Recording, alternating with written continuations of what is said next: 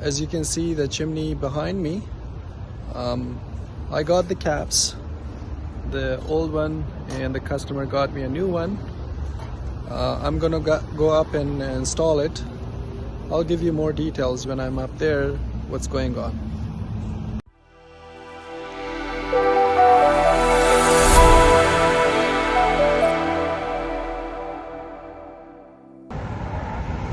So I'm up on the roof. Just to show you, I used the same telescopic ladder. I just shortened it. As you can see, I can't reach it.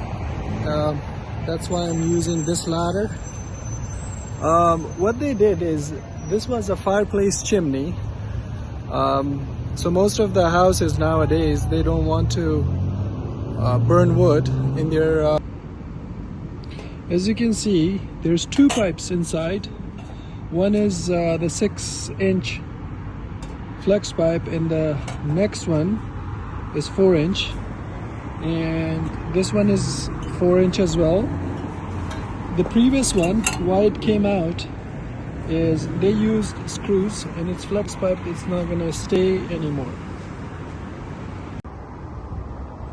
So it's already tied into the 4-inch pipe, and just I squished the flex pipe. Now it's done.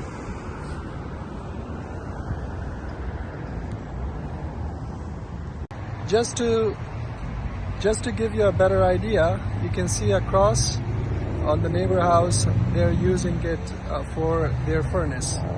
So it's the same case here. And the reason, if you leave it open, water will leak inside, animal can go inside, it will turn to a bigger mess. So it's better to have the cap there.